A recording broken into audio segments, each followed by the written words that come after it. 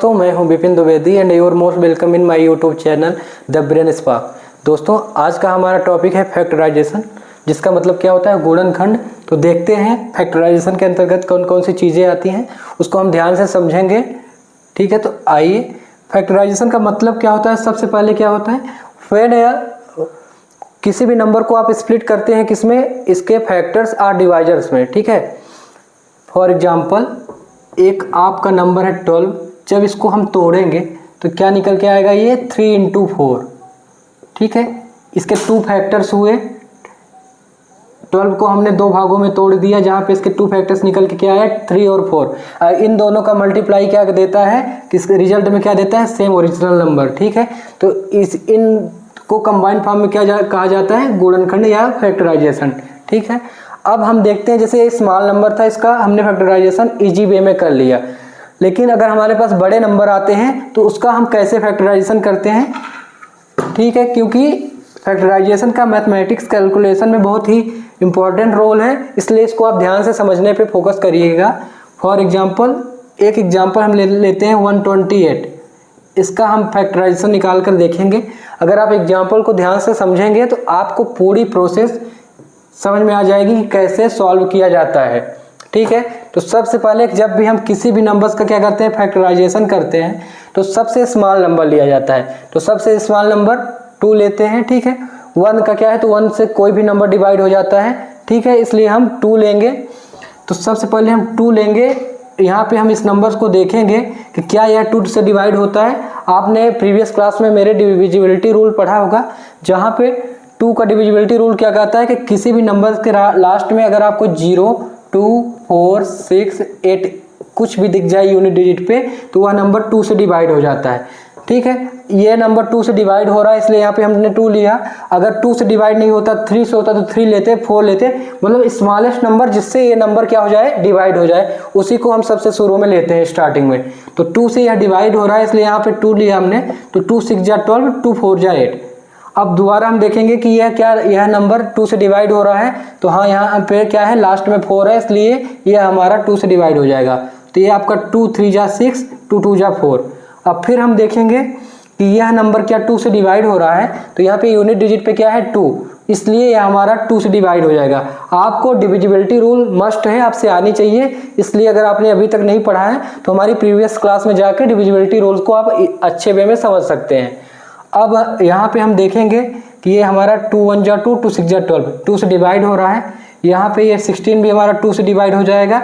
जब तक अगर हमारा स्मॉलेस्ट नंबर से नंबर सारे फैक्टर्स इसके डिवाइड हो रहे हैं, तब तक हम उसी नंबर से डिवाइड करते जाएंगे। यहाँ पे 16 है, 2 8 जा 16, 2 4 जा 8, 2 2 जा 4, 2 1 जा 2।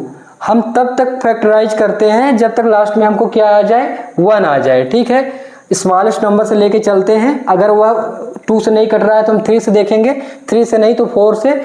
इस वे में हम लास्ट तक जाएंगे और कहाँ तक जाएंगे, 1 तक जाएंगे। ठीक है, इस तरह हमने देखा यहाँ पे 128 का जो फैक्टराइजेशन निकल के आया, तो आपका आया 2 × 2 × 2 × 2 × 2 × 2 × 2, मतलब 2 × 2, लास्ट में हमारा 1। यहाँ पे हम देखते हैं 1 2 3 4 5 6 7 2 आए हैं, 1 2 3 4 5 6 7।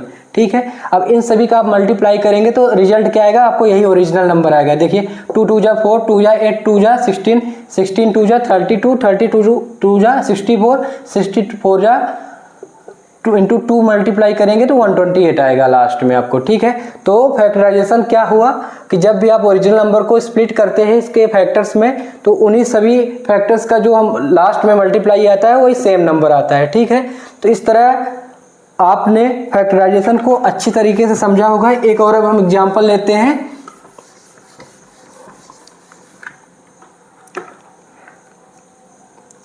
मान लीजिए हमने यहाँ पे नंबर लिया 224। ठीक है, इसका फैक्टराइजेशन करते हैं, प्रोसेस वही रहेगी आपकी। ये आपका ओरिजिनल नंबर है, आप ऐसे लाइन खींच लेंगे। सबसे पहले छोटा नंबर से देखेंगे तो स्मॉलेस्ट क्या है, 2 2 से हमारा नंबर डिवाइड हो रहा है क्योंकि लास्ट में क्या है 4, तो 2 1 जा 2, 2 1 जा 2, 2 2 जा 4। अब फिर हम देखेंगे लास्ट में 2 है इसलिए हमारा 2 से डिवाइड हो जाएगा, तो 2 5 जा 10 एंड 2 6 जा 12। फिर हम देखेंगे 2 से डिवाइड हो जाएगा, तो 2 2 जा 4, 2 8 जा 16, 2 1 जा 2, 2 4 जा 8, 2 7 जा।